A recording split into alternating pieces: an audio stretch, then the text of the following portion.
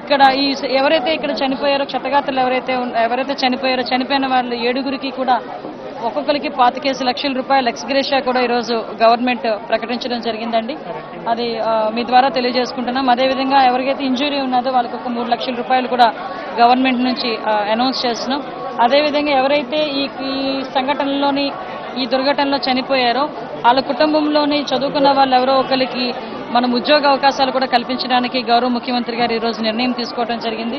ఎప్పటికప్పుడు ఈ రోజు ఆ క్షతగాత్రులు ఎవరైతే చనిపోయారో వాళ్ళందరికీ కూడా వాళ్ళ కుటుంబాలందరికీ కూడా బాసటగా నిలబడాలి, వాళ్ళ కుటుంబాలందరికీ కూడా ధైర్యం చెప్పాలని ఇక్కడ నన్ను అదేవిధంగా కొండపల్లి శ్రీనివాస్ గారిని మన సత్యప్రసాద్ గారిని అందరినీ కూడా మినిస్టర్స్ అందరినీ కూడా ఇక్కడే ఉంచడం కూడా జరిగింది. మీ అందరికీ తెలుసు నరసింహస్వామి టెంపుల్లోని దర్శనాలంటే అరౌండ్ రాత్రి 12 గంటల వరకు కూడా దర్శనాలు జరుగుతూనే ఉంటాయి. అందువల్లనే ఎటువంటి ఆటంకాలు కలగకూడదు, భక్తులకు ఎటువంటి ఇబ్బంది కలగకూడదు అని చెప్పి మేము కూడా గౌరవ సీఎం గారికి మేము ఇన్ఫార్మ్ చేయడం జరిగిందండి. మొత్తం అంతా కూడా క్లియర్గా ఎక్స్ప్లెయిన్ చేయడం జరిగింది.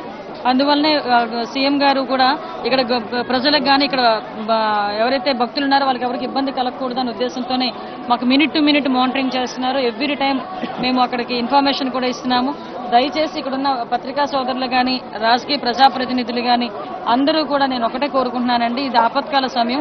మిగతా అరేంజ్మెంట్స్ అన్ని కూడా చాలా అద్భుతంగా జరిగినాయి. మీ అందరికీ కూడా తెలుసు. ఎక్కడ కూడా లైన్ అనేది ఆగకుండా వాళ్ళకి ఎటువంటి అసౌకర్యం కలగకుండా లైన్ అనేది సాఫీగా సాగుతుంది. దర్శనాలన్నీ జరుగుతున్నాయి. దురదృష్టం ఏంటంటే ఆ 7గురు చనిపోవడం, ఆ గోడ కూలి 7గురు చనిపోవడం దురదృష్టం. ముఖ్యంగా ఈ గోడ ఎందుకు కూలింది, ఎలా కూలింది దాని మీద కూడా గౌరవ సీఎం గారు ఒక కమిటీని ఏర్పాటు చేసి అది నిజ నిర్ధారణ కమిటీయా లేకపోతే మనకి ఎందుకు అలా జరిగింది, ఆ ఇన్సిడెంట్ ఎందుకు అలా జరిగింది అన్న దాని మీద ఒక నివేదిక 2 రోజుల్లో ఇమ్మని చెప్పి గౌరవ సీఎం గారు కూడా ఆదేశించడం అయిందండి. దాని నివేదిక వచ్చిన మీదట అందులో ఎవరైతే బాధ్యులు ఉన్నారో వాళ్ళందరి మీద కూడా చర్యలు తీసుకోవడానికి కూడా ఈరోజు గవర్నమెంట్ సిద్ధంగా ఉంది. ఈరోజు కుటుంబాలు ఎవరైతే చనిపోయారో ఆ చనిపోయిన వారి కుటుంబాలందరికీ కూడా గవర్నమెంట్ తరఫున సంతాపం తెలియజేసుకుంటున్నాం, మా ప్రగాఢ సానుభూతిని తెలియజేస్తున్నామండి.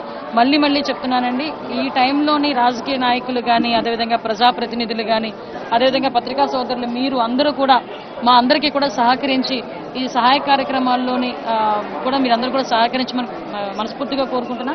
ఈరోజు భక్తులకు కూడా ఎటువంటి ఇబ్బంది కలగకుండా చూసుకునే బాధ్యత కూడా మనందరి మీద ఉంది కాబట్టి మీరందరూ కూడా సహకరించారు.